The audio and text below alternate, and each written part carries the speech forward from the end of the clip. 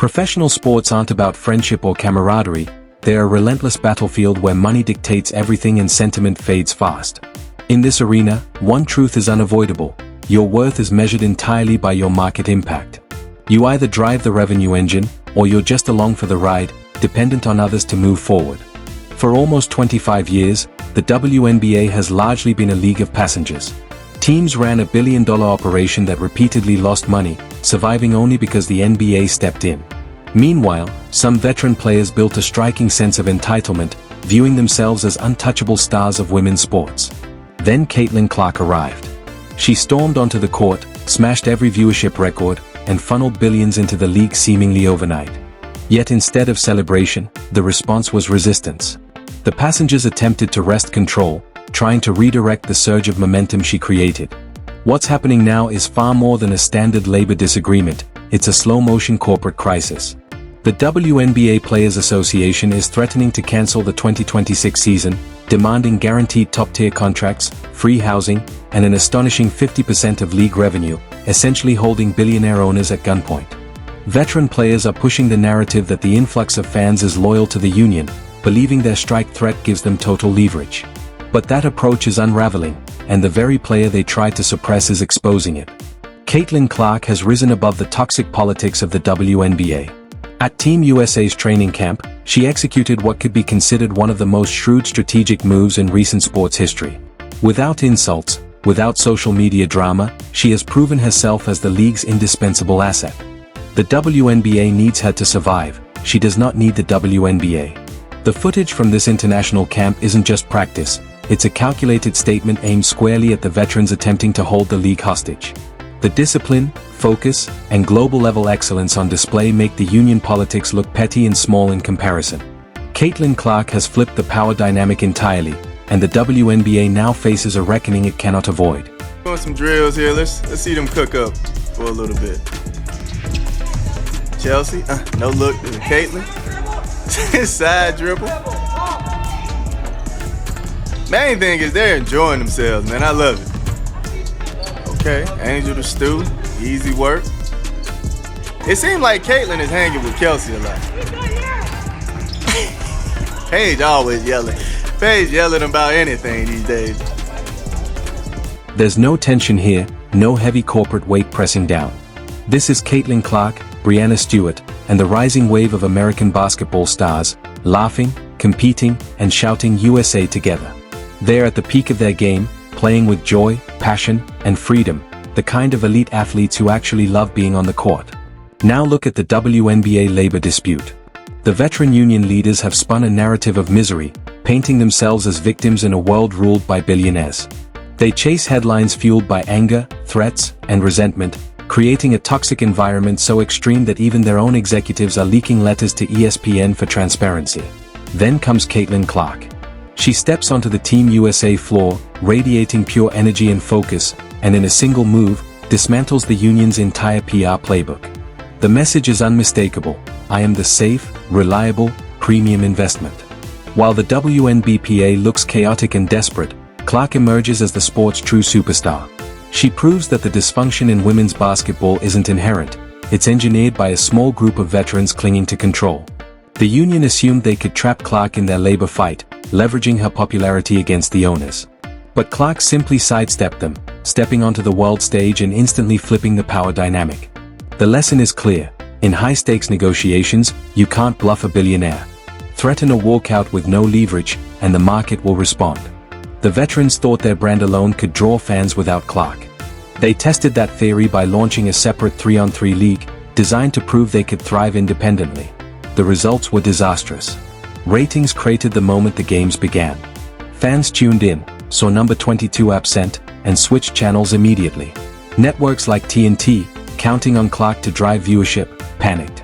The situation worsened as key players like Aaliyah Boston suffered injuries in meaningless exhibition games, highlighting the venture's financial and physical risk. The veterans played what they thought was their trump card, and the market delivered a harsh verdict. Without Caitlin Clark, their value is nearly zero. Now watch what happens when the real star takes the court. Mind you, look at the teams while y'all looking too. Look, Angel knocking them down, dog. I know it's quick, Caitlin with the game winner. Caitlin with the game winner, dog. Got the stun on. Caitlin Clark sinks the game winner. One shot, and the entire business model comes into focus. This is the product that justifies a $2 billion television deal.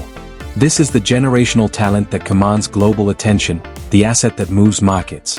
WNBA owners, Adam Silver, Kathy Engelbert, Joe Tsai, Matt Ishbia, are watching Team USA footage and doing the math. When a billionaire sees Clark hit a game winner in practice and instantly go viral, they aren't just seeing a player, they're seeing market value, leverage, and an irreplaceable asset. If the WNBA Players Association follows through with their March 10th strike threat, owners won't flinch. They won't cave, because they know the unvarnished truth. The only asset that truly matters is Caitlin Clark. And Clark? She's completely insulated from the league's self-inflicted chaos. Should the 2026 season be delayed or cancelled, veteran players face financial ruin. Paychecks vanish, relevance disappears, and the leases they demanded the league cover become liabilities. Their legacies? Forgotten. Meanwhile, Clark loses nothing. If the WNBA collapses, she channels her enormous, fiercely loyal following into the FIA World Cup qualifiers, broadcast on TNT Sports, the same network that abandoned the veteran-led league after realizing it was a poor investment and redirected billions to secure Clark's international rights. The union is playing high-stakes poker with no chips, threatening billionaires while exposing themselves as a failed product without their rookie point guard. It's corporate delusion teetering on the edge of insanity. Here's the untold reality: this strike isn't about protecting working-class athletes. The rookies and their agents are begging for a deal. 80% of the league remains unemployed, waiting to sign contracts. The strike is a weapon wielded by the veteran establishment to slow Caitlin Clark's unstoppable rise. Consider the psychology. For decades, the old guard ruled a small, insular, unprofitable kingdom, dictating locker room hierarchies, demanding blind respect from rookies, and controlling the narrative. Then Caitlin Clark arrived from Iowa. She shattered viewership records, brought in millions of new fans, secured major endorsements from Nike and Gatorade, and rendered the veteran leadership culturally and financially irrelevant. They despise her. They resent her. They hate that everything they spent 20 years building is overshadowed by a 22-year-old phenom. And now they fear her second season, fully healthy, fully adapted, and poised to dominate on her own terms. The union strike is a scorched earth effort to steal a year of Clark's prime, silence her fans, and assert that the veterans still control the levers of power. They are willing to destroy a $2 billion media deal, jeopardize their own members' livelihoods, and ignite a financial catastrophe, all for dominance. But Caitlin Clark has executed the ultimate counter-strike. She checkmated them, not with anger or aggression, but with quiet, unshakable focus and humility. Man, I think, this is every kid's dream. I think I wrote it down when I was in like 3rd grade, so just excited about this opportunity. And I remember Kara Callan talking to us, like when me and Paige, and I know AB isn't here, but even I played with Ryan on the U19 team, like on the junior national teams, there's only going to be like a couple of you that end up making it to make a senior debut. So whether that's the World Cup, whether the World Cup qualifier, whether that's, the Olympics, every single part of it and part of the journey is really special. So I know we're a ways away even from the World Cup and obviously a ways away from the Olympics, but this is still really exciting. Listen to the brilliance of that statement. Clark calls this moment every kid's dream come true. She shows deep respect for the platform, honors the journey, positions herself as a humble student of the game, and radiates pure professionalism on the world stage, all through one simple, public stance. Caitlin Clark is systematically dismantling the last-ditch narrative of the WNBA veterans. The old guard wants to label her entitled. They want to cast her fans as toxic. They want to present themselves as the noble keepers of basketball tradition. But Clark refuses to play their game. She doesn't engage in petty feuds. Instead, she steps in front of international cameras and embodies the ideal professional, calm, focused, and respectful. In doing so, she exposes the union for what it really is, a chaotic, disorganized faction, petty, passive-aggressive, and actively sabotaging the very sport they claim to protect. By making her highly anticipated return with Team USA, Clark has completely bypassed the WNBA's control. The FIBA qualifiers are a massive global event, meaning she's playing high-stakes, meaningful basketball in front of millions, surrounded by the best players in the world, completely free from the toxic politics, jealousy, and grudges of the WNBA Players Association. Meanwhile, the WNBA sits metaphorically in a room with a ticking time bomb. Veteran leadership is threatening to press it on March 10th, thinking that destruction will force billionaire owners to surrender. But the owners, Adam Silver, Kathy Engelbert, and the team of billionaires, aren't worried about the veterans. Their eyes are on Clark. She is entirely outside the blast zone, ready to dominate the global stage, expand her brand, and generate hundreds of millions for the network smart enough to follow her. If the WNBPA triggers a lockout, they won't emerge as champions of labor rights. They'll orchestrate their own financial downfall, alienate a growing fan base, erase momentum, and force owners to restructure the league in ways that strip players of leverage forever. When the strike ends, Clark will remain the sport's ultimate draw.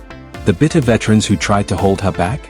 They'll be left in unemployment lines, staring at one of the most humiliating acts of self-destruction in professional sports history. The media smokescreen is gone. The manufactured myth of a veteran sisterhood is shattered. Sports business is cold and absolute. You either move the financial needle or get crushed by the corporate machine. So here's my question to you. Is the WNBA union risking a lockout purely out of jealousy over Caitlin Clark's dominance? Will veteran players really destroy themselves financially, or will billionaire owners crush them first? And just how massive will the global ratings be for Clark's Team USA debut while the WNBA burns in the background? If you want the unapologetic truth about the ruthless business of sports, the high-stakes corporate leverage battles, and the stories mainstream media refuses to cover, hit subscribe, turn on notifications, and share this everywhere. We don't do sanitized PR narratives here. We expose the raw, unfiltered reality. Stay sharp.